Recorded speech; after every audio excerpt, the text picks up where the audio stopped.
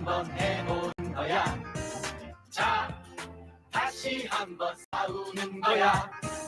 자, 손 맞잡고 어깨를 걸고 우리 함께 이기는 거야. 자, 다시 한번 해보는 거야. 자, 다시 한번 싸우는 거야. 자, 손 맞잡고 어깨를 걸고 우리 함께 이기는 거야.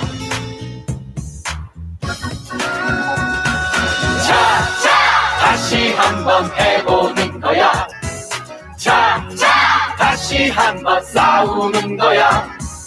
자, 손 맞잡고 어깨를 걸고 우리 함께 이기는 거야. 자, 다시 한번 해보는 거야. 자, 다시 한번 싸우는 거야. 자, 손 맞잡고 어깨를 걸고 우리 함께 이기는 거야. 예, 여러분들은 새날의 세계로 오셨습니다. 자, 가보실까요? 스탠바이. 큐. 팟캐스트 최초의 오직 ombudsman만을 위한 프로그램 새날 한나인 82번째 방송 시작하겠습니다. 자, 나오신 분들 소개를 해드릴게요. 머리에 흰 눈이 왔나요? 볼메 임지님. 안녕하세요, 볼메 임지입니다. 얼핏 보면은 그렇게 보일 수도 있는. 근데 참 잘 어울리죠. 네. 이 헤어스타일이. 네. 색깔도 그렇고. 옷 색깔과도 잘 어울리고. 이게 컨셉이죠? 네? 컨셉은 아니고 잘 어울리는 걸 찾은 거죠. 네. 일부러 멋낸 거죠라고 물어본 거예요. 그건 아니고요. 자, 어서 오시고요. 자, 다음에 정명숙님. 네, 안녕하세요. 정명숙입니다. 그거 스카프인가요? 아니면은 뭔가요? 옷에 붙어있는. 붙어 있는데 네네. 잘 어울리세요. 감사합니다. 스카프처럼. 네. 감사드리고요. 자, 무릇하게. 네. 이제 패널들 중에 청일점 우리 커튼이 어서 오셨습니다. 네, 안녕하세요. 커트입니다. 네. 네. 커튼님도 머리가 염색하신 거예요? 네, 네. 언제 하신 거예요? 이번엔 염색은 안 하고 깎기만 했는데 염색 시작한 지 한 1년 넘은 것 같아요. 이게 볼메 임지 네. 따라한 거죠? 그렇죠. 네, 역시 원판 불변이라고 네, 더 열심히 해야 되겠습니다. 그러니까요. 아무튼 요즘은 좋은 일들이 많이 일어나서 네. 저 개인적으로는 좀 힘이 나는 목소리 톤이 달라지잖아요, 사람이. 네. 자, 여러분과 함께 뜨겁게 한나인 시작하겠습니다. 자, 이슈 한 이슈 한번 가볼게요. 첫 번째 올라왔던 이슈 한 이슈. 공짜로 하는 택배 분류, 장갑도 못 끼고 난방기도 못 켠다. 이게 무슨 말입니까? 네. 배달 노동자분들 이야기인데요. 배달 노동자분들이 이제 배달하는 것도 고된 노동이지만 거의 하루에 5시간, 6시간 동안은 그 배달하는 거 이외의 시간에 그 택배 분류 작업을 하셔야 된대요. 뭐 당연한 거 아니겠습니까? 그거를 이제 까대기라고 하는데 요즘은 특별히 날씨가 추우니까 장갑을 끼고 일하면 좋은데 그 분류하는 장소에 난방이 들어오지 않는데요. 거의 한 대나 다름없답니다. 그러니까 여름에는 얼마나 덥고 겨울에는 얼마나 춥겠습니까? 그런데 이제 장갑을 못 끼는 이유는 이게 장갑을 끼고 작업을 하다 보니 바코드 입력을 다 하면서 분류를 해야 되는데 이제 그게 가능하지 않아서 그래서 이제 그 노동하시는 분들 손 보면 막 손톱이 엉망이에요. 그래서 이제 이 배달하는 노동자분들 얘기를 좀 가져와 봤고요. 더불어서 연말에 그 외국 영화긴 한데 켄 로치라고 이런 어떤 그 어려운 분들 관련된 영화 많이 찍으시는 분이 미안해요 리키라는 영화 역시 배달 노동자에 관련된 영화거든요. 영국 노동자분들 관련 있으면 한번 찾아보시고 이분들 안타까운 사정이 있어서 한번 전달해 봤습니다. 그렇군요. 예, 좋은 말씀 감사드리고요.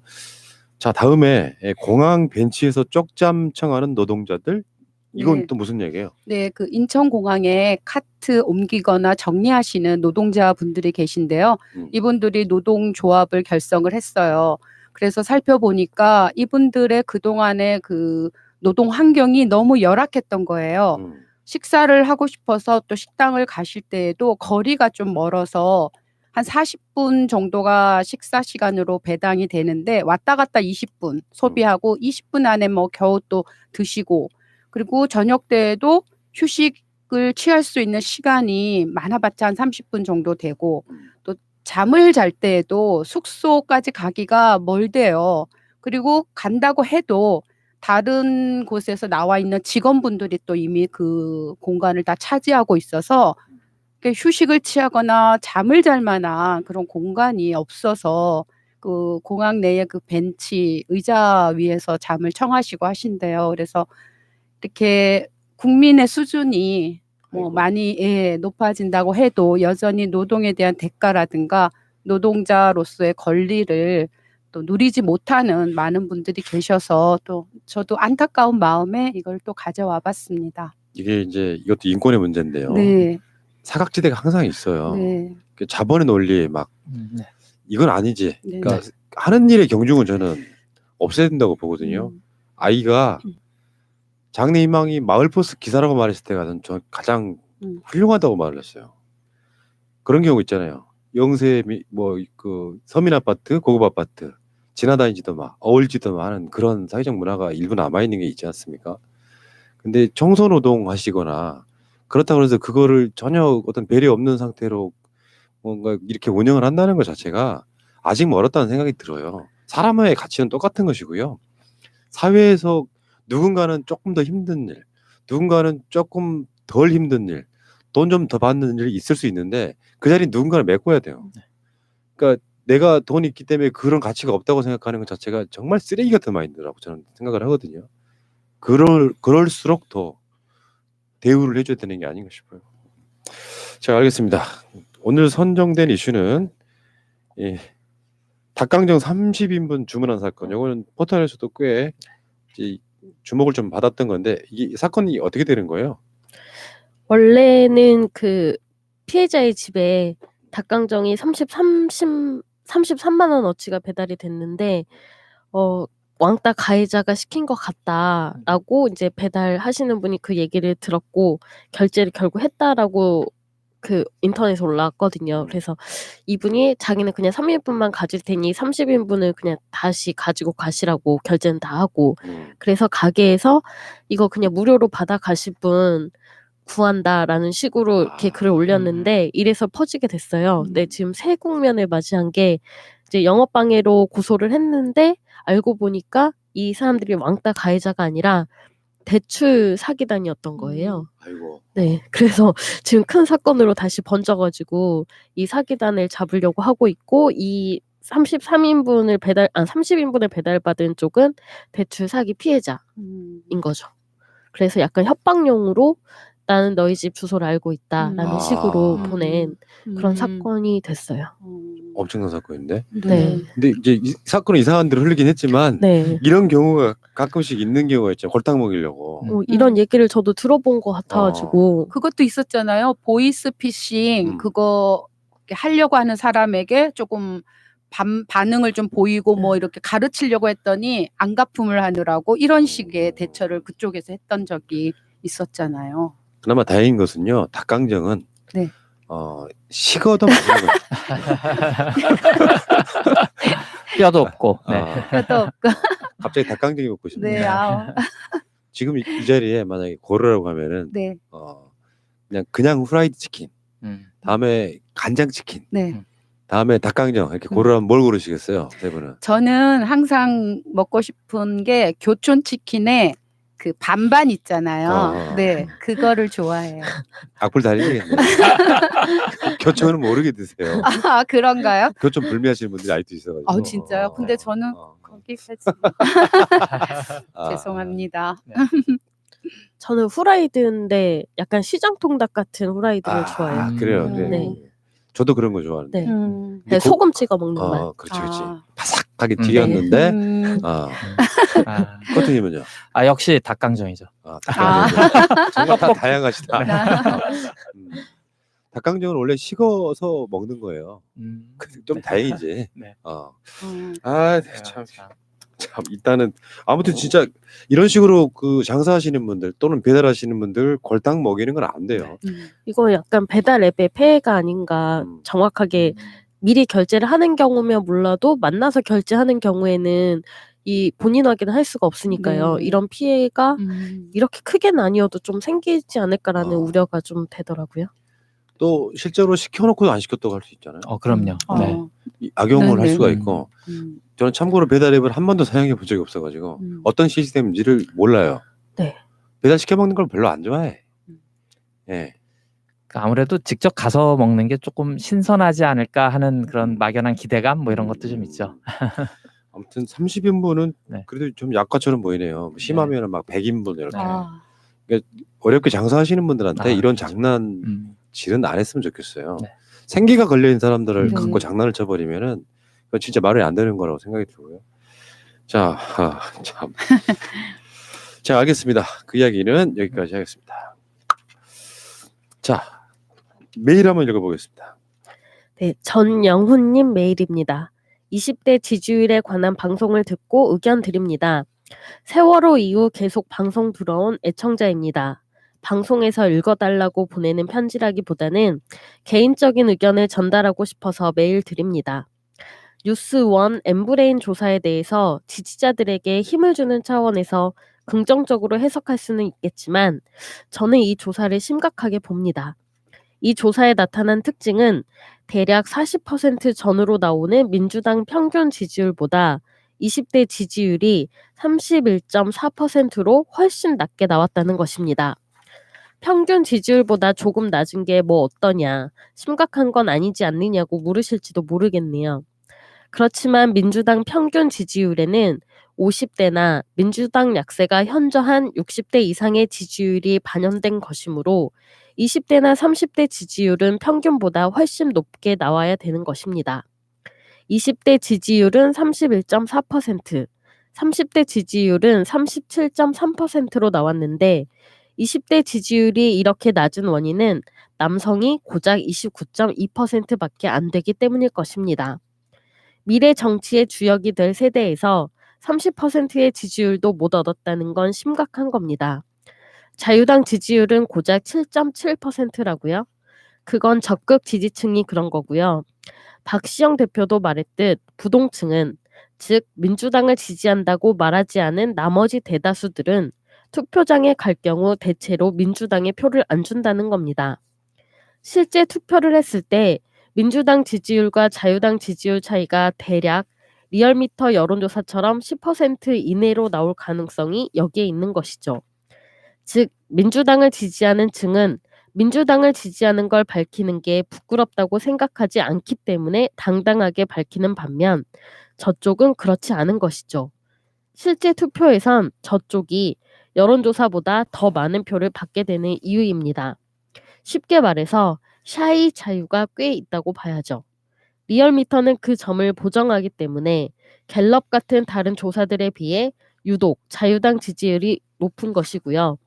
민주당 정치인들이나 방송인들, 평론가들이 반드시 명심해야 할 점은 지금 민심의 대세는 정부에 온전하게 호의적이지는 않다는 겁니다. 지난 지선 때는 그냥 정부와 여당의 호의적인 태도 일색이었죠. 그때는 아직 집권 초반기였기 때문입니다. 우리가 압도적으로 밀어줄 테니 한번 잘해봐라. 이런 심리가 작용할 때죠. 그런 사람들이 대다수를 차지할 때였죠. 지금 대중들은 어떤 심리냐? 우리 문재인 정부라는 사람들은 50% 정도인 거고 나머지 대부분은 팔짱 끼고 제3자 입장에서 평가자의 눈으로 어디 얼마나 잘하냐 보자 하는 심리라고 생각합니다. 지난 지방선거와 이번 총선을 비교해보면 대다수의 심리가 지원 심리에서 평가 심리로 전환된 상태라는 것이죠. 집권 중 후반기로 오면서 지지율이 40 내지 50%대로 형성된 것은 문재인 정부가 뭔가 특별히 잘못해서 그런 건 아니라고 봅니다. 오히려 집권 중반기에 이 정도 지지율은 높은 것이죠. 경제 성장률이 10%씩 되던 시기는 예외로 하고 한국인들 특징은 기본적으로 바꾸는 걸 좋아하는 것 같습니다. 실제로 우리 사회의 지배자들, 기득권자들은 재벌 대기업을 비롯해서 그들과 결탁한 세력들이라고 생각하며 정부 여당 사람들이 아니라고 생각하지만 대중에겐 정부 여당이 기득권자들로 보일 것이고 한국 사람들에게는 강자보다는 약자에게 마음을 주는 심성이 있다고 생각합니다. 한국에선 집권 기간이 길어질수록 여당이 불리해지는 이유가 여기 있다고 생각합니다. 힘을 빼기 위해서 이런 말씀을 드리는 건 아니고요. 방심해선 절대 안 된다는 걸 말씀드리고 싶어서 편지 드렸습니다. 적폐 청산이 온전히 이루어지기 위해서는 민주 진보 세력들이 압도적으로 180석 이상 얻어야 한다는 점에서 사태의 심각성을 절감해야 합니다. 저런 여론조사 추세라면 민주 진보 세력들이 180석 가능하겠습니까? 민주 진보 세력이 180석을 못 넘길 경우 온전한 적폐 청산은 요원한 일이 될 수 있습니다. 우리 정치사에서 다음 총선이 친일 매국의 역사를 청산하고 적폐들을 정리할 유일한 기회라고 생각합니다. 박근혜 정부의 실정 덕분에 얻은 이 황금 같은 기회를 날리면 이런 기회가 또 오겠습니까? 20대 남성 지지율이 특히 낮은 원인에 대해서 민주 진보 정치인님들, 방송인님들, 평론가님들 철저히 분석해서 잘 대응할 수 있었으면 합니다. 좋은 방송 감사드리고요. 민주당 너무 잘하고 있고요. 잘 대비해서 민주 진보 세력 180석 꼭 갑시다. 편지를 써주신 분의 그 진정성과 의도에 대해서 경의를 표합니다. 감사드리고요. 공감하고요. 근데 이제 이런 게 있어요. 우리 건 왠지 작아 보이고 네. 상대방 건 왠지 커 보이는 것 자체. 우리가 이제 새날 방송이 기존에 방송을 해올 때 철칙처럼 지키는 게 하나 있습니다. 민주당이나 문재인 대통령 지지율이 올라갈 때만 이야기합니다. 추세 때문에 그래요. 추세가 계속 떨어지고 있다는 이야기는 우리가 함으로써 더 떨어뜨리는 효과가 있거든요. 우리가 올라가고 있다는 이야기를 하면 더 올리는 효과가 있다 이렇게 말씀드리고 말씀하신 것 중에 걱정은 충분히 이해가 돼요. 누구나 다 생각할 수 있는데 여기서 가장 공감했던 건요. 한국 사람들뿐만 아니라 대개 다수의 국가들이요. 대통령이나 총리가 된 뒤에 일정 시간이 지나면 질려해요. 왜 음식도 여러 번 먹으면 질리는 것처럼 새로운 것이 없을까라고 찾게 되는 게 있는데 문제는 여기서 자유한국당의 헛발질이 나옵니다. 무슨 말이냐면 그러면 대안 세력이 돼야 되잖아요. 문재인 정부나 민주당을 대체할 수 있는 세력이 돼야 된다고 생각하는데 그래서 제가 선거 전략을 그렇게 계속 조언을 드리고 있잖아요. 그러면 당신들이 민주당이나 문재인 정부가 좀 마음에 안 들면 자유한국당 선택할 거냐? 라고 질문을 하게 된다 이런 이야기예요. 근데 이 사람들이 자유한국당으로 바뀌면 세상이 바뀔까라고 하는 희망을 전혀 주지 못하고 있어요. 무슨 뭐 복지 정책을 뭐 훌륭하게 꺼낸다든가 이런 게 아니라 네거티브한 쪽으로만 가서 반대하면서 고작 꺼내놓는다고 하는 것은 이명박근혜 시대에 있었던 정책이나 공약 꺼내놓는 정도 그 무엇이든 반대하고 있는 정당한테 표가 또 갈 것이냐. 그러니까 이건 선거 전략을 정말 잘못 짜고 있는 거라고 보는 관점이 있고요. 그러니까 민주당 지지율보다 20대 지지율이 더 낮다고 말씀하신 부분은 원천적으로 이분이 하신 말씀 맞아요. 미래 세대한테 인기가 없는 거. 근데 이제 우리가 중도층이라고 하면은 중도층이라는 게 뭘까 생각해 보시면요. 대개 지금 남아있는 중도층들이 20, 30대인 경우가 많다 이런 이야기예요. 그러니까 중도층이라고 하는 게 막연하게 뭐 중도층이 따로 있는 게 아니고 그만큼 20대나 30대 특히 20대 같은 경우는 정치 무관심층이 된 거라서 그 무관심층 중에 민주당 지지율이 30%가 넘게 나오는 건 달리 보면 굉장히 훌륭한 걸 수도 있고요. 그 정치 무관심층 중에 7.7%라고 쓰셨는데 7.3% 정도가 자유한국당을 지지하고 있다는 건 자유한국당한테 더 심각한 것이죠. 그러니까 이게 자유한국당 지지자는 단단히 뭉친 7.3이고 민주당을 찍는 20대는 헐렁한 뭐 이렇게 표현하시는 것도 사실 원당치는 않은 겁니다. 그러니까 너무 어떤 두려움과 그들에 대한 그 막연한 그런 어떤 두려움들 때문에 겁먹고 가는 것도 저는 문제가 있다고 항상 생각하는 그런 생각을 갖고 있어요. 그런 면에서 말씀의 어떤 메일이나 이런 것들에 대한 내용은 굉장히 훌륭하신데 한편으로 보면은 저는 제가 항상 드리는 말씀이에요. 정치나 선거는 기세 싸움이에요. 그러니까 자유한국당한테 가장 심각한 문제는 이런 거라고 보십니다. 지지율이 계속 안 올라. 항상 답보 상태에 있어요. 그러면 다수의 지지층들이 투표를 포기할 가능성이 있다는 거예요. 이게 더 심각한 문제인 거죠. 그러니까 한 번도 민주당을 역전시키지 못하고 있다는 거. 이거 중요하고요.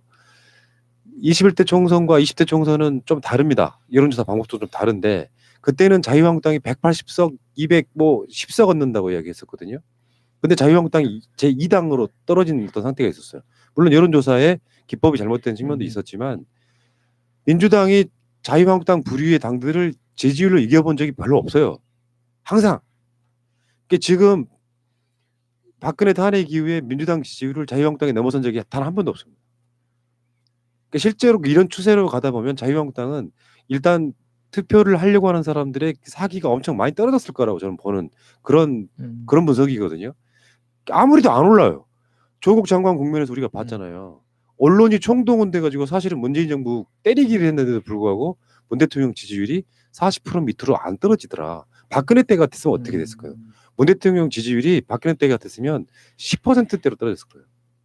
그러면 그 추세 때문에 국민들이 나는 문 대통령이 잘하고 있는 것처럼 보이는데 해도 주저주저하면서 더 빠지고 그 여론조사가 빠지면 언론들은 더 때려대고 최악의 상황이 되면서 자유한국당이 지지율 1위로 올라가고 민주당 지지층은 투표를 포기하게 되는 거랑 똑같은 현상이거든요.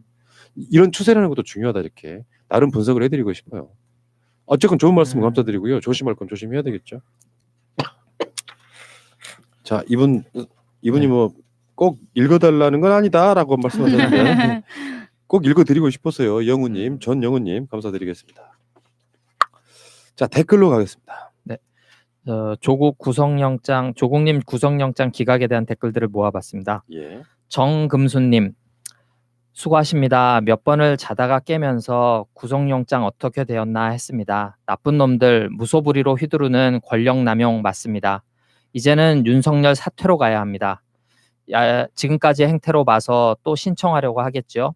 윤석열 사퇴, 직권남용의 남용, 윤석열 위에 아무도 없는 듯이 권력남용, 이렇게 권력남용 유사 일에 드물었을 것 같습니다. 당장 끌어내야 하겠습니다. 자한당 폭망, 합세해서 말도 안 되는 상식 이하의 짓을 또 하기 전에 당장 끌어내야 합니다. 윤석열 사퇴, 가슴에 돌덩이를 얹은 듯합니다. 몇 달을 분합니다. 네, 보리 뚱수님, 윤석열 아저씨 꺼지세요, 제발. 아름달님 댓글입니다. 기각이 되더라도 범죄 소명되나 도주 우려가 없다고 하는 거 아닌가 했더니 혹시나가 역시나 무리한 기소에는 법원의 판단에 자신이 있었을 겁니다. 검찰이 송병기 부시장 구속영장 청구했습니다. 조국 장관한테 또 다른 혐의로 재청구할지도 몰라요. 저들은 검찰 개혁 반대만이 아니라 적극적으로 선거에 개입하고 있습니다. 검찰이 앞장서고 있지만 2019년 검찰, 법원, 언론 쿠데타입니다. 경찰도 비슷해요. 공수처가 만들어지면 검경과 서로 견제할 것이다. 지금 이게 어떤 느낌이냐면 당장 눈앞에서 불이 났는데 첨단 소방기구가 도입되면 끌 수 있다 하고 두는 것 같습니다. 방화범이 여기저기 불 지르면 낡은 소방기구라도 들고 꺼야 합니다. 장관 임명 즉시 감찰도 하고 인사도 하고 울산 김기현 고래고기 의혹 특검 시도라도 해야 합니다. 네, 이정옥님. 맞습니다. 진짜 화나고 욕밖에 안 나오지만 하루빨리 정 교수님과 동생도 빨리 나오셨으면 합니다. 윤석열 사퇴하라. 국민의 명령을 받들어라. 자한당들 법대로 심판해라. 조국과 그 가족의 명예 회복을 위해 우리 국민이 또 싸워주마. 세계평화님. 가슴 졸이는 하루, 새벽 3시 떨리는 마음으로 휴대폰을 켜는 순간 눈물과 화가 뒤범벅됐습니다. 윤가와 검사들 사퇴로 끝나면 안 됩니다. 민주공화국 대한민국에서 한 가정의 인권을 짓밟은 대가 꼭 받고 우리 국민의 돌팔매를 맞아야 합니다. 많은 국민들이 금요일 새벽을 굉장히 인상 깊게 기억하실 거예요 앞으로도. 왜냐하면은 4-5개월 동안 만들어왔던 그 힘들었던 상황들이 있었죠. 조국 장관 관련한 검찰의 난이 일어나기 전에 일본과 싸우고 있었어요 국민들이. 어느 날 갑자기 이 프레임이 바뀌면서 조국 장관 가족 때리기, 나아가서는 문재인 정부 흔들기가 계속돼서 굉장히 오랜 시간 동안 여름에 시작됐던 촛불 집회가 겨울까지 그 오랜 시간 동안의 그 스트레스, 그 울분과 화병이 맞아요. 무슨 무죄가 난 것도 아닌데도 불구하고 그 새벽이 환호를 지르게 만드는 그런 날 밤이었단 말이에요. 근데 이게 그냥 뭐 구속이 안 된다고 한들 어차피 기소는 할 건데 뭐 대단한 일인지 하실지 모르겠는데요. 검찰이 수사를 그렇게 했습니다.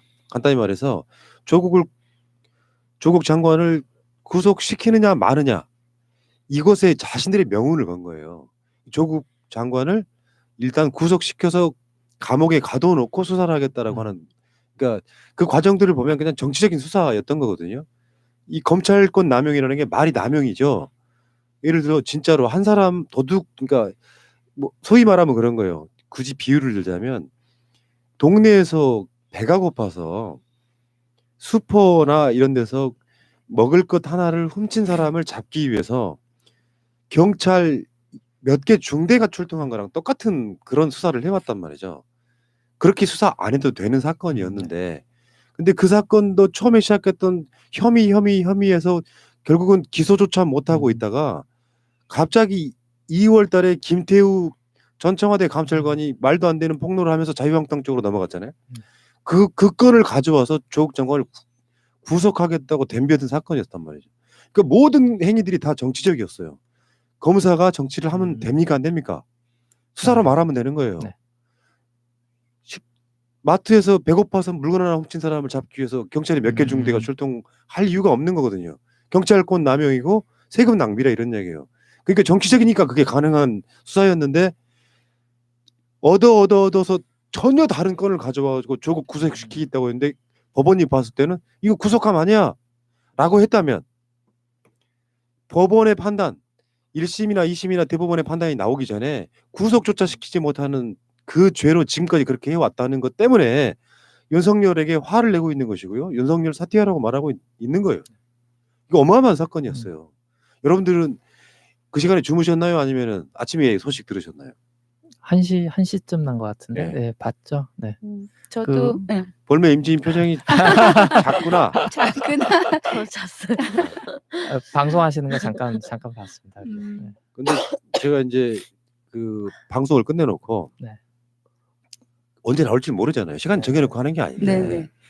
그래서 일단 팟캐스트에 나갈 것들은 다 편집을 해놓고 하나는 올려놓은 상태에서 조국 장관 영장이 이 기각되면 그걸 담아서 팟캐스트에 올려야겠다라고 계속 기다리고 있는데 이 아무것도 못 하겠는 거예요. 다른 거라도 할 수 있을 것 같은데 아무것도 못 하고 있어서 굉장히 오랜 시간 동안 멍 때리면서 지금 한쪽에는 우리 쪽 유튜브 채널을 켜놓고 한쪽에는 YTN 등의 보도 채널을 켜놓고 계속 보고 또 한쪽에는 창 하나 띄워서 조국 영장이라고 하는 키워드로 계속 검색을 하는 상황. 근데 그 속이 미치겠더라고요. 근데 어제 뵈니까 되게 좋은데도 막 화가 많이 나신. 예, 그래서 저도 어제 좀 장례식장 갔다 올 일이 있어서 거의 12시쯤 왔는데 잠을 못 자겠는 거예요. 그 결과를 보기 전에는. 그래서 계속 잠 안 자고 좀 지켜보고 네 자고 일어났는데 저도 좀 좋으면서도 되게 또 긴장되면서도 이게 이렇게까지 될 일이 아닌데 그래서 아까 제가 읽은 것처럼 제발 꺼져 주세요라고 한 그분의 그 심정이 저의 심정이었습니다. 그 영장 기각 판사가 올린 글이 좀 마음에 안 들어서 좀 자기가 뭐 판단할 건 아니잖아요. 영장 기각판 그 영장 전담 판사가. 네. 그 부분은 또 네. 다른 방송에서 설명을 그죠. 좀 드렸는데 네. 그거는 죄를 이 네. 건을 판단하는 자리가 아니고 그렇죠. 이 건으로 구속영장을 낼 것이니 말 것이니 네. 판단하는 자리인데 이제 그 표현은 그런 거예요. 이제 변호사들도 그런 것들에 대한 분석을 잘 못하시던데 죄질이 불량하다라고 하는 건 실제로 조국 장관의 죄질이 불량하다는 뜻이 아니라 검찰이 올린 그 서류 내용을 보면 죄질이 불량해 보이지만 그 이 건으로 구속영장 치기에는 무리가 있어를 말하는 거거든요. 그 죄질이 불량한지 안 불량한지는 이제 앞으로 재판 등을 통해서 가려낼 일이에요. 근데 요거를 이제 이 조선일보 등이 그렇게 써먹었단 말이죠. 죄질이 불량한데 부인 때문에 구속을 면했다. 이게 말도 안 되는 짓들을 하고 있는 거예요. 판검사가 아니고 변호사가 아니라도 상식적으로 보면 그게 눈에 보이거든요. 용어가 좀 어려워서 그렇지 실제로 보면 이러이러한 걸로 구속시켜달라고 올렸는데 니들이 말하는 걸로만 보면 죄질이 불량하긴 한데 그러함에도 불구하고 이렇게 이유로 구속 못 시키겠다. 왜냐면요 이게 이런 게 있어요. 이 사법개혁의 가장 큰 요체가 다른 게 없습니다. 인권이에요, 인권. 그러니까 법이 사람 하나를 무죄인 사람도 이 법원을 거치면서 뭐 감옥에 있으면서 최종 판단이 나오기까지 일단 법이 수사를 시작하면 그 사람은 범죄자로 낙인 찍히는 효과가 있어요. 무죄가 나도 마찬가지예요. 그러니까 검찰권이라고 하는 게 그래서 준사법기관이라고 불러요. 대법원 같은 법원은 아니지만 네. 수사를 시작하는 것 자체가 범죄자라는 낙인이 찍히잖아요. 그런데 여러 가지 이유로 유죄라는 판단이 나오기 전까지는 구속하지 말라는 게 일단 원칙이에요. 죄인지 아닌지 평가를 네. 해보겠다는 게 가둬놓으면 어떻게 가둬놔야 될 여러 가지가 있죠. 우리가 다 알다시피 증거인멸의 우려나 도주의 우려가 있고 또 하나는 진짜 이런 게 중요한 게 있는데 살인 사건을 저지른 사람이기 때문에 이 사람은 나중에 또 재범할 가능성도 있고 살인 사건을 저질렀으면 당연히 도망갈 우려가 있잖아요. 그런 경우는 잡아놓고 가둬놓습니다만 그렇다 보니까 민주정부가 들어서고 김대중 대통령 이후에 그런 식의 방향을 잡으려고 어마어마하게 계획을 해왔던 거고요. 그러다가 이명박근혜 들면서 그런 흐름이 좀 나쁜 쪽으로 갔다가 다시 그 방향으로 가고 있는 거예요. 이건 뭐 조국 장관이나 윤석열 상관없이 그 방향성이었다고요. 근데 지금 정책적 판단, 정무적 판단으로 요거는 감찰을 이제 종료하고 더 이상 수사권이 없으니까 우리는 유재수에 대해서 유재수가 근무하고 있던 직장에 징계하라고 보내는 것 자체를 직권남용이라고 하고 권리행사 방해라고 하고 이런 식으로 걸어가지고 지금까지 압색 한 80군데 해가면서 무슨 사모펀드 내 표창장이나 인턴 증명서에 요거 혜택은 어디로 갔냔 말이에요. 그러니까 검찰 자체가 그냥 정치적인 인간들인 거예요 지금 현재로서만 보면. 그러니까 우리가 분노하고 화를 내는 겁니다. 열받네요. 또 열받네. 그러니까 우리 볼매 임진님 아침에 일어나서 그 소식 접하니까 어땠어요? 당연한 거라고 생각했죠. 근데 이런 게 있다고. 뭐 저는 개인적인 이야기지고 새벽에요. 안 좋은 일이 있는 걸 미리 알고 잠이 들면 아침에 일어나기가 싫어요. 나 같은 사람의 고충인데 만약에 조국 영장 발부됐다고 생각해봐요. 그걸 알고 잤어요. 그럼 낮 방송을 내가 해야 되잖아. 무슨 이야기를 어떻게 적어요? 그 트라우마는 여러분들이 이해하시는 분들 이해해요. 정경심 교수 구속영장 발부되던 날 검찰청 앞에서 사회를 보는 내 입장. 근데 화면 크게 빨간 글씨로 정경심 구속영장 발부. 내가 무슨 얘기를 해야 돼? 그나마 낮 방송은 새벽을 지나서 낮 방송 시간이 좀 있어서 뭔가 좀 마음들이 조금 더 안정된 상태로 가잖아요. 그리고 안 좋은 뉴스가 있으면 사람들이 뉴스를 안 봐요. 우리 방송조차도 안 들어와. 듣고 싶지가 않거든. 근데 그걸 막 뭔가로 표현해야 되는 입장이라는 건 진짜 최악의 고통인데 그 세월을 한 4개월, 5개월 가까이 지내다 보니까요. 사람이 진짜 피폐해지는 거예요. 넌 지금도 약간 병이 있다니까. 이 새벽에 이제 들어갈 때쯤 되면은 좀 안정이 될 거 아니에요. 그때부터 가슴이 지금도 두근두근. 좀 치유가 됐으면 좋겠어요. 맞아요. 저희가 나중에 그 검사들에게 손해배상을 청구해도 되지 않을까요? 다들 병 들었잖아요. 마음의 병 다 얻었잖아요. 자, 일단 알겠고요. 지금 6페이지하고 7페이지 상단까지는 넘어갈게요. 네. 자, 김명진님 댓글부터 보겠습니다. 네, 김명진님입니다. 공수처 설치 전까지 조국 일가를 계속 괴롭힐 듯한데 여태 상식과 원칙은 없었다는 것, 사법부 자체가 믿음을 주지 않아요. 개인적으론 투표로 문정부를 헌법까지도 바꿀 수 있도록 힘을 실어줘야 조국 일가의 피눈물을 응징할 듯. 꽃피는 4월 파란빛으로 조국 일가를 구합시다. 이백석. HJ님, 민주주의는 피를 먹고 큰다는 말 실감되네요. 반대로 독재도 피를 먹고 크는 것 같네요. 우리 민주주의는 희생의 숭고의 피, 독재는 살인의 악마의 피. 아름다운 열매는 숭고의 피에서 피는 것 같네요. 동세서점님, 공수처가 신설되면 그 첫 수사로 검찰 비리 수사를 해야 하고 내년 새 국회에서 가장 첫 번째로 입법할 사항은 그동안 자행해온 검사 비리에 대한 공소시효에 대한 특별법이 돼야 합니다. 유은식님, 참 힘겹다. 싸워야 할 당이 하나 더 늘었다. 검찰당.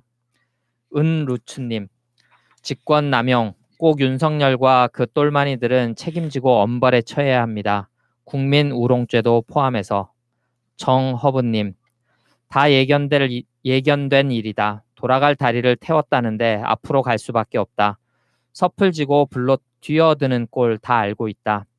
그놈들 어떻게 죽나 구경이나 합시다. 나의 사전에 회고는 없다네요. 네, 스토니 김님.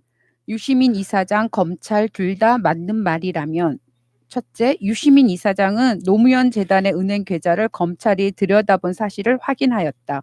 둘째, 이에 대해 검찰은 노무현 재단, 유시민, 그 가족의 범죄에 대한 계좌 추적을 한 사실이 없다. 두 사건이 둘 중 하나는 거짓일 거라고 생각하지 말고 둘 다 맞는 말이라고 생각할 수는 없을까요? 둘 다 맞는 말이라면 검찰은 유시민 이사장의 의혹 제기에 의혹이 아니라 사실이라고 확인해 준 거라고 볼 수 있습니다. 즉 범죄에 대한 계좌 추적이 아니고 그냥 계좌 추적을 했다고 인정한 것으로 볼 수 있습니다. 범죄가 있어서 계좌 추적을 한 것이 아니고 추적해 보면 무언가가 나올 수도 있기에 계좌 추적을 한 것이다라고 말한 것으로 보입니다. 마치 일본이 외교적 수사로 계속 노력하겠다를 우리나라에 써먹는 것과 같은 거라 보입니다. 네, 이 얘기는 조금만 짚고 넘어갈게요. 네. 저도 당해본 적 있어요. 박근혜 때. 예금 계좌 추적, 뭐 통화 내역, 뭐 조회 이런 게 있는데 은행 계좌에다가요. 그러니까 내 계좌 정보를 누가 들여다본 적이 있는지를 통보해주는 이 시스템이 있어요. 근데 통보 안 해주는 경우가 딱 하나 있습니다. 그 어떤 경우냐면은 수사상 필요해서 범인이 눈치를 챌까봐 이 통보를 검찰이나 경찰에서 그러니까 하라고 할 때까지는 안 해주는 거예요. 그러니까 유시민 이사장 노무현 재단 입장에서는 이거를 우리 계좌를 들여다본 적이 있는지를 통보해 달라고 물었는데 은행이 회신을 안 해주는 거예요. 계속해서 지금 답변을 안 해주고 있는 거예요. 그러면 누가 들여다본 정황이 있는 거죠. 근데 이분 말씀은 100% 맞는 말이에요. 그러니까 무슨 범죄 혐의가 있어서 들여다본 게 아니라 범죄 혐의를 찾으려고 들여다본 거. 이거 불법이거든요. 검찰 입장에서는 지금 상당 부분 어려워지고 있는 상황입니다. 유시민 이사장님 쪽에서 발표한 거로는 통지 유보 신청이 온 걸 확인했다라고 또 얘기하셨으니까 말씀하신 게 맞죠. 계속 가시죠. 네. 네. 썰트님, 문 대통령이 해외 순방으로 빛날 수 있을 때마다 꾸정물을 끼얹는 언론과 검찰, 자한당, 폭망해야 할 세력이다. 정의로운 검사라면 지금의 자한당을 철저히 수사해서 명예회복하기를 바라본다. 상명하복에 익숙한 그들에게 이런 바람은 헛된 것인가. 써니최님, 까마귀 날자 배 떨어지는 것도 아니고 3번씩이나 대통령 해외 순방이면 조국 가족 압색이나 구속영장 처리하네요. 외교 성과에 찬물 끼얹고 언론에 도배하면서 충정이라니 속이 탑니다. 해오라기님, 윤석열은 뭘 위해서 저 짓을 하고 있는지 모르겠네요. 대통령께서 외국에만 나가시면 딴짓을 하네요. 부부를 함께 구속하겠다고요?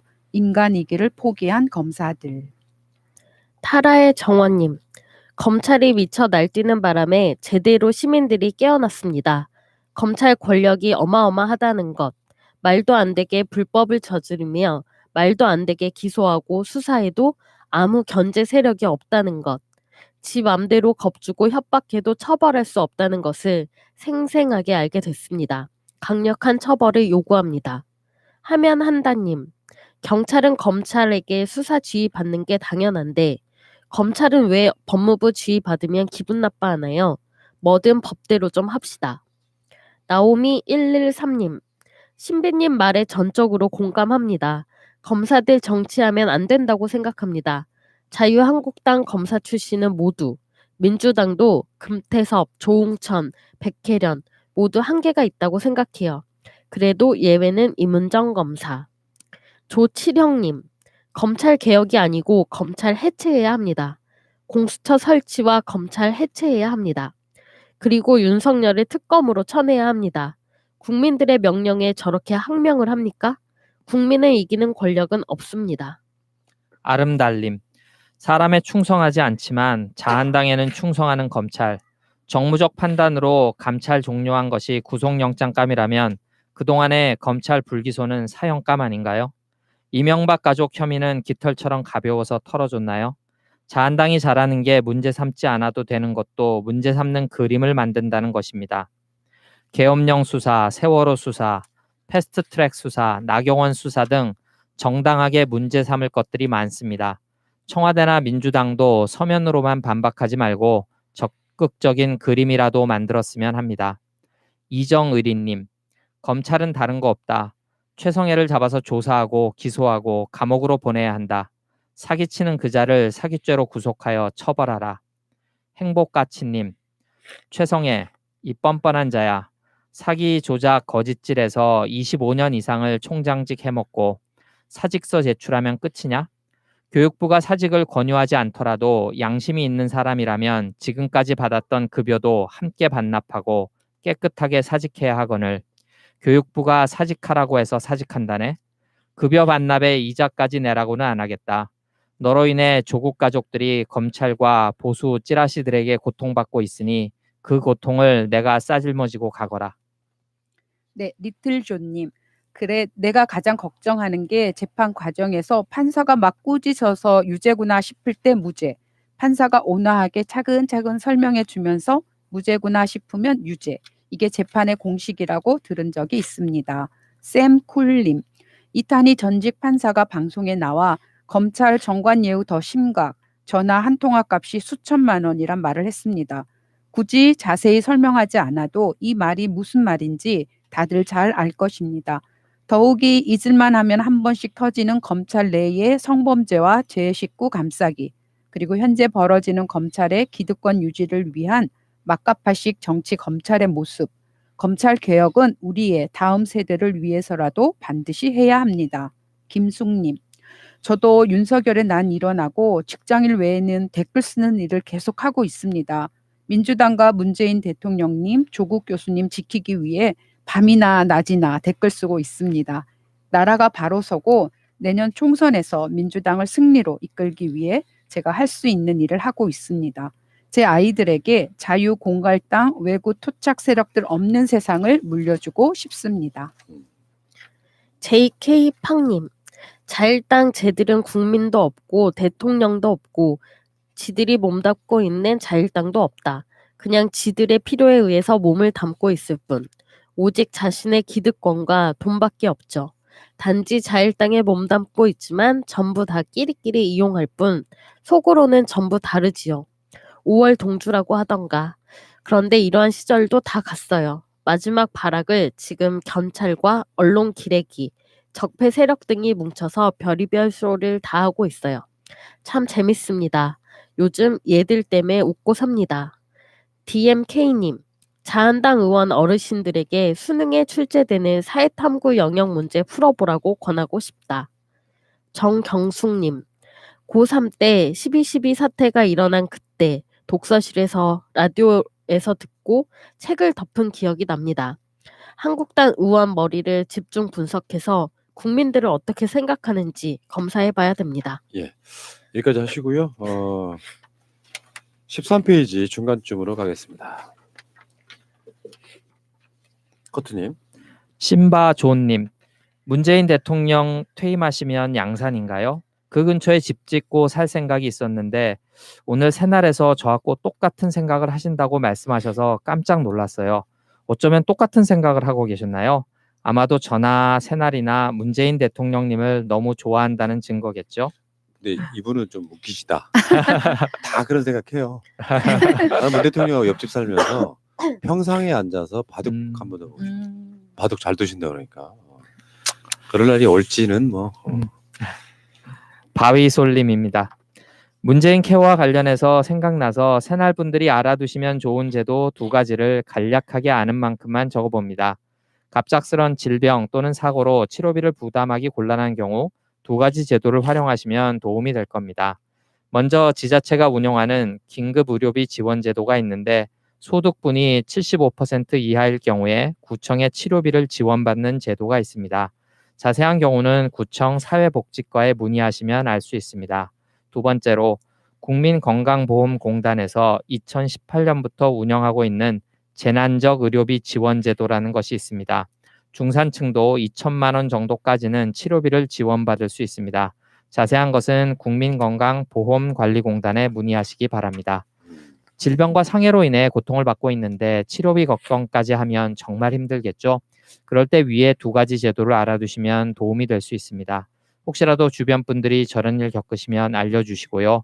요즘은 사정상 가끔 눈팅만 하는데 항상 응원합니다. 예. 문재인 케어는 굉장히 훌륭한 제도예요.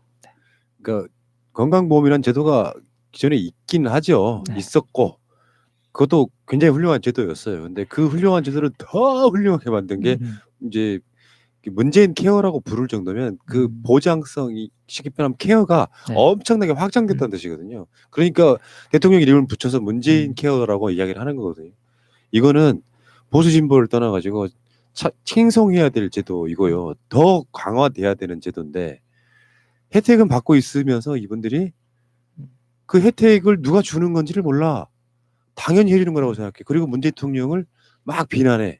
이건 좀 말이 아니라 싶은 거지. 네. 자, 일단 여러분들의 댓글은 여기까지 보겠습니다. 오직 공감편 시간으로 하겠습니다. 안녕하세요. 입사한 지 3주 된 신입입니다. 사장님이 자꾸 사무실 난방을 끄세요. 사무실이 햇빛이 잘 안 들어서 그런지 뭐가 문제인지 몰라도 바깥보단 아니지만 엄청 추운 편이에요. 난로 안 틀면 발이 시린 정도요. 그래서 사무실 저 포함 모든 직원분들 다 개인 난로 가져오셔서 틀고 계세요. 그런데 아무래도 소형이라 발만 따뜻한 정도예요. 사장님이 전기세 아끼려고 계속 난방기를 끄시네요. 난방기 틀면 그래도 패딩 벗고 있을 만한 온도인데 자꾸 끄셔서 직원분들 다 겉옷 안 벗으세요. 안 끌 때가 있는데 본인 아들이 사무실에 있으면 절대 안 꺼요. 직원분들 말로는 물려받는다던데 이래서 가족 같은 회사라 하는 건가 봐요. 직원들 따뜻하게 있는 게 그렇게 아깝나 봐요. 사장님 사무실은 따로 있는데 거기는 아주 빵빵하게 트셨더라고요. 어차피 일도 안 하시고 직원들 일하는데 이어폰 안 끼고 정치 방송 보고 트로트 듣고 문 닫아도 워낙 크게 틀어서 소리 다 들려요. 추우면 내복을 입어라. 따뜻하게 입고 다녀라. 이런 사장님인지 모르고 들어왔는데 3주 겪어보니 앞날이 훤하네요. 사장님이 껐는데 다시 켜잖아요? 제가 그랬다가 직원분들 보는 앞에서 엄청 혼났어요. 나 때는 시전하면서 뭐 춥게 살아야 건강하다 어쩌고 하더라고요. 그럼 본인은 왜 난방 켜고 계시는지 오늘도 어김없이 난방 끈 채로 일합니다. 이분이 금융한 라떼 사장님이시구나. 라떼. 야, 이런 분들이 태극기 모독단이신 거야. 내가 봤을 때는 네. 하시는 거 보니까 진짜 이 꼰대들 어떻게 해야 돼요? 그러니까 이게요. 내 생각은 그런 거거든요. 부자나 상류층이나 이런 사람들은 사회 지도자급이거나 이런 사람들은 뭘 해야 되냐면요. 나를 위해 일해주는 사람들에 대한 가치를 가장 높게 생각해야 돼요. 자신의 부가 누구에 의해서 만들어지는 건데 그러면 내 사무실에 난방을 안 하더라도 직원들 개인 난로 갖고 오게 만들면 안 되죠. 일단은 그 안에 난방은 더 확충할 수가 있잖아요. 전체 회사 차원에서 그걸 해주면서 좀 따뜻하게 지내라고 그러니까 열심히 일하는 사람들 그렇게 뒷바라지 하는 게 리더의 역할이야. 근데 아직도 지는 따뜻하게 있고 직원들은 춥게 만들어가지고 누가 좀 개인 난로 켜놓으면 그걸 끄고 다니는 게 이게 무슨 사장이야. 그러니까 자기도 춥게 지내면서 정말 뭐 추운 게 건강에 좋다고 해서 직원들한테 여러분도 그렇게 하세요라고 해도 이게 지금 논란이 되고 이슈가 되고 아니 왜 내가 그런 생활 습관을 가져야 되느냐라고 문제가 될 텐데 자기는 따뜻하게 지내면서 다른 사람 보고는 춥게 지내는 게 건강에 좋다고 하면은 말이 안 되죠.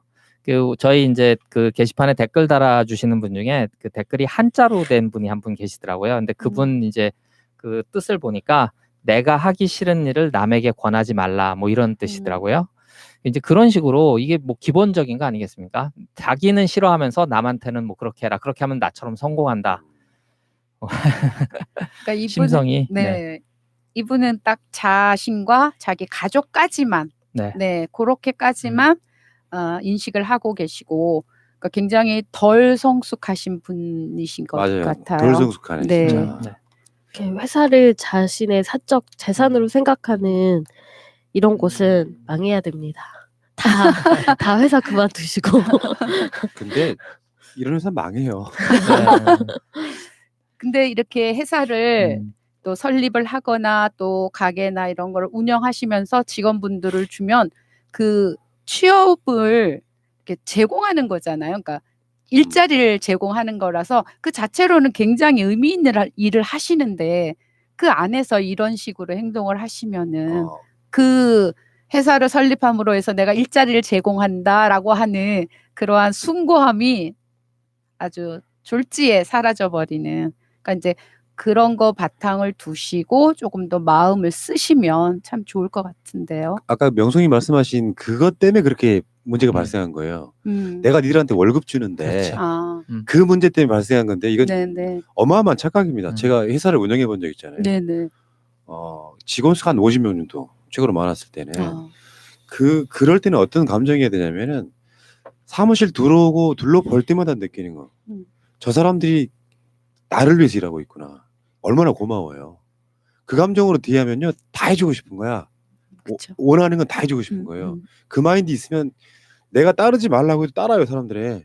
그 따르지 말라고 해도 따르는 그 감정에 오고 가는 마음이 진심이어야 되는데 뒤에서 이렇게 음. 흉볼 수밖에 없는 이런 사람의 회사가 잘 될 리가 없잖아요. 그러니까요. 빨리 망해야 될 텐데. 그러니까 지금 네. 그 사장 하시고 이러신 분들이 가장 경계해야 될 게 네. 내가 니들 먹여 살리고 있다고 음, 하는 착각을 버리라는 거예요. 음. 내가 월급 주는데 내가 왕이지 이 마인드를 버려야 됩니다. 그러니까 이제 그런 마음을 갖는 거와 별도로 어쨌거나 어떤 직장이라든지 일할 수 있는 거를 여건을 마련해 준다는 것 자체는 굉장히 귀한 일이라는 생각이 들긴 하거든요. 그래서 근데 그걸로 그렇게 된다고. 나중에요. 그렇게 되지 않는 사람이면 참 좋겠어요. 만약에 그런 정도의 권리가 없는 사람이라면 이 사람은 그냥 그런 관계가 아니라면 그냥 배척 대상이죠. 네. 그렇죠. 그냥 월급을 주는 사람이니까. 그러니까 이 사람 마인드는 안 봐도 보인다니까요. 내가 니들 월급 주고 있는데 그리고 전기 요금 자체가 아까워가지고 좀 더 아껴보려고 하는 것보다 앞서야 되는 게 직원들의 복지예요. 그렇죠. 이거 진짜 중요하다고 해본 사람으로서 느끼는 감정이에요. 이러면 절대 진심으로 따르지 않는다는 거예요. 그렇죠. 노동 효율성이라는 게 있는데, 그래서 말씀하신 대로 진짜 이게 뭐 일자리를 제공하고 사회에 어떤 뭐 부를 창출한다는 거는 우리가 해줘야 될 일이지. 아, 당신 참 좋은 일 하고 있어라고 하는 거지. 자기가 내가 이런 걸 하고 있어라고 생각하니까 이게 문제가 되는 거죠. 그렇죠. 네, 이제 네. 그 사람 입장에서는 아, 이 사람들 덕분에 내가 이런 많은 부를 누리고 있구나, 그럼요. 같이 살아가는구나라고 네. 생각해야 되는데 이 마인드가 잘못됐으니 네, 네. 곧 문제가 생길 겁니다. 그래서 이분이 3주 됐다고 네, 했잖아요. 3주. 입사한 지. 네. 진짜 깝깝하겠다. 아니, 첫 월급 가죠. 받고 나오는 직장은 그 문제는 직장을 또 구할 수 없을. 없다는 문제가 있으면 못 나가는 거죠. 직장 복도 있는 거예요. 직장 네. 사장 복도 네. 있는 거야. 네. 그렇죠. 월급을 조금 적게 주더라도 인간적으로 대해주는. 그러면 음. 더 열심히 일하게 되고 회사의 매출이 올라가면 월급이 올라가고 여기 좋은 회사예요. 그렇죠. 잘 모르시네 이분이. 참. 사장님 그러시면 안 돼. 예. 그리고 아들놈 오면 뭐 예. 난방 더 틀고 지방에는 막 그러니까 딱, 뜨끈뜨끈하게 예. 틀고 이게 말이 됩니까? 그러게. 이게 리더십의 원천은 저는 그렇게 알고 있습니다. 모든 구성원들이 우리 사장한테 미안해서라도 열심히 할 수밖에 없는 그 마인드가 있어야 된다고. 그러면 자연스럽게 일해요. 네. 사장 지나갈 때 무슨 창 띄우고 막 자기들끼리 무슨 메신저 하고 했다가도 숨 그런 짓을 안 한다고. 제가 다시 말씀드리지만 저는 회사 운영할 때요. 대개 직원들한테 출퇴근 시간을 정해주지 않았습니다. 일의 업무 방해만 안 되면 나가서 뭐라도 해라. 앉아가지고 컴퓨터로 일하는 척하지 말고 크리에이티브가 중요한 회사였기 때문에 진짜 대학로 가서 연극이라도 한편 보고 와라. 영화를 보던가. 걸으면서 이렇게 직장이라고 하는 게 굉장히 그 어떤 좋은 의미의 생태계가 만들어져 가지고요. 자발적으로 잘 굴러가게 만들어야 돼.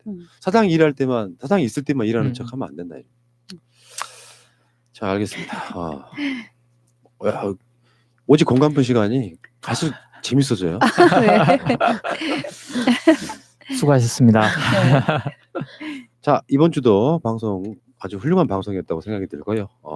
우리 물러가고요. 자, 여러분 좋아요와 구독 좀 눌러주시고 새날 한나인은 다음 주에 다시 오겠습니다. 고맙습니다. 감사합니다. 이대로는 놔둘 수 없다. 자, 다시 한번 해보는 거야. 자, 다시 한번 싸우는 거야. 자, 손 맞잡고 어깨를 걸고 우리 함께 이기는 거야. 자, 다시 한번 해보는 거야. 자, 다시 한번 싸우는 거야.